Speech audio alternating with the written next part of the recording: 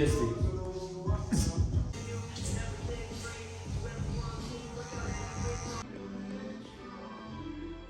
Dobré ráno, barber je za mnou a teraz hurá, posledný tréning, biceps, triceps, tak pozím a odpočať.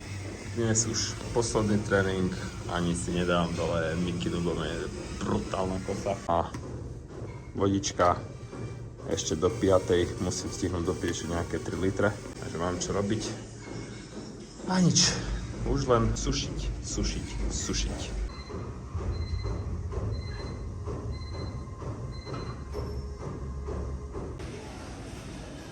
My sme v obchode, išli sme ešte dokúpiť nejaké potraviny a ideme si kúpiť aj už nejaké mňamky, čo si dám v nedeľu po súťaži.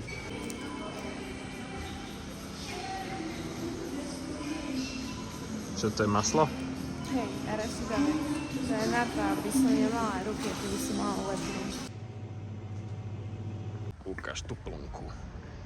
Ježiši Kriste. Tak kvôli tomuto sa oplatí vydržať. Už aj keby som nevyhral, tak minimálne som vyhral ten koláč. Ale prestaň tak rozprávať. Nie, to ovšem ze srandy, lebo zabojujeme tam, jak sa len dá a predvedieme tam to, čo sa najlepšie v danú chvíľu predviesť dalo. Z nakupu sme doma, zase základné veci, vločky, zelenina, ryža, na tom sa bude zajtra cukrovať.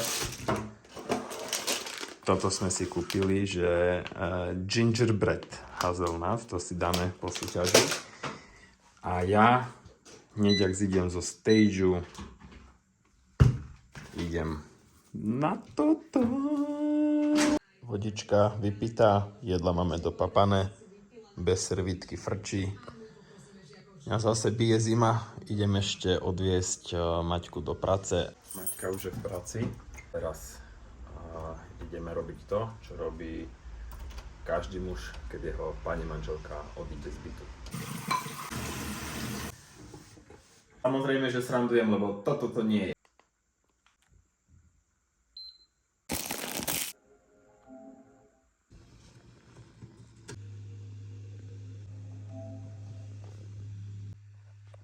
Kámoško, komu je lepšie aktualizovať?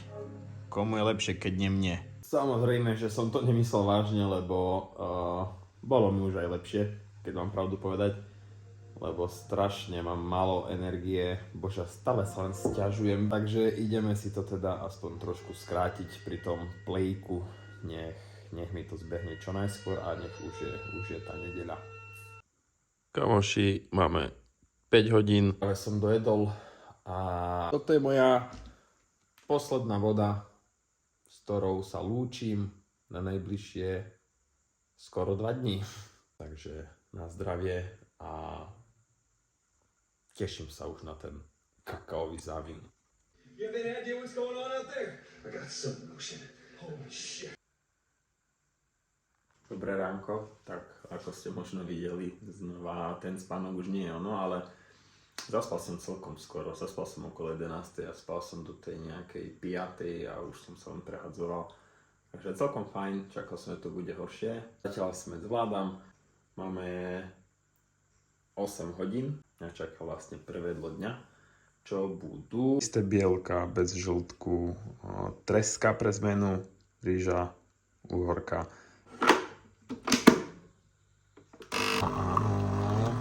Toto je ináč Maťkin pohár.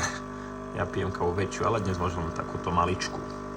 Ale veľmi sa na ňu teším. Raňajky mám za sebou, kávou som si vychutnal asi ako nikdy. Teraz ma čaká ešte jedno takéto jedlo. A po obede už vlastne začínam cukrovať. Asi pekné počasie, tak premýšľam, že keďže môžem tých káv trošku viac cez deň, nielen jednu, tak asi skočím niekde vonku. Lebo som tu včera preležal celý deň, ale akože padlo mi to vhod po pravde.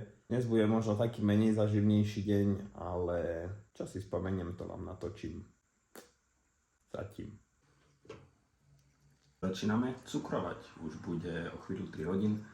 O 3 mám mať prvé cukrovacie jedlo, čo bude vlastne kotol ryže, takže sa konečne najem. A k tomu sušené banány. Idem si to rozdeliť teda do misiek a teším sa už na to.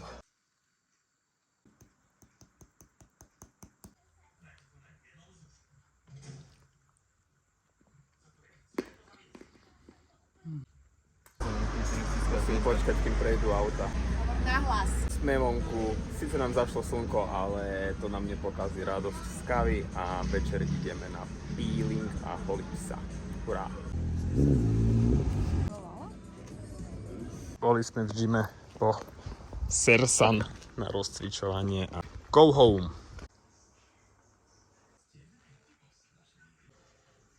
Hotovo, oholený, vypeelingovaný. Idem sa pokúsiť nejak zaspať. Zajtra máme budík o 4:30, lebo o 5 už mám zase prvé jedlo. A som zvedavý, no, že čo ešte s tou formou sa stane, lebo je to teraz také 3.6, not good, not terrible. Teším sa už na zajtra. Poznám tam zase kopec nových ľudí. Ja idem teraz vlastne na súťaž po 3 rokoch asi. Takže teším sa, že už som konečne naspäť do toho nabehol, lebo cez COVID to bolo hrozné, tam som ani žiaden progres nedokázal zrobiť, tam psychicky som sa úplne zložil. Takže som rád, že naspäť ma to koplo a uvidíme, ako to zajtra vypalí. Veľa ľudí mi píše, že mi drží prsty, nech to vyhrám. Ja osobne to na výhru nevidím, lebo ako vravím, viem, že tú formu viem zrobiť lepšiu, len zase na druhú stranu cez tie všelijaké komplikácie, ktoré boli cez prípravu. Som rád, že sme to vôbec dokopali do konca a potrebujem sa zase trošku akoby oťukať na tej súťaži. Uvidíme, kde to vystrelí. Dôležité je, že ma to baví a je to také moje hobby, takže nezáleží mi až tak na výsledku, ale samozrejme poteší ma, kebyže sa dostanem aspoň do finále.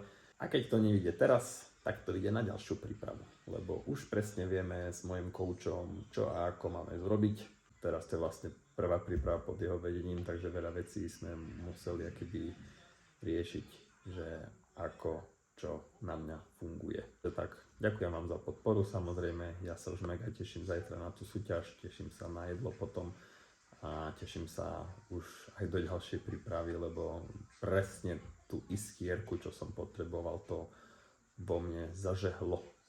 Mám konečne už dobre nastavenú hlavu a tak. Lúčim sa s vami, toto bol asi taký najmenej zaživnejší vlog, ale tak záver súťaže je už taký, že človek v podstate len odpočíva a je. No dobre, tak ďakujem, že si toto pozeral až sem. Znova, ak sa ti video páčilo, daj like. Ak sa ti video páčilo, daj like. Už tam je ináč 100 odberateľov, takže veľmi pekne ďakujem. A to je asi všetko do mňa, nič ma iné nenapadá. Čaute.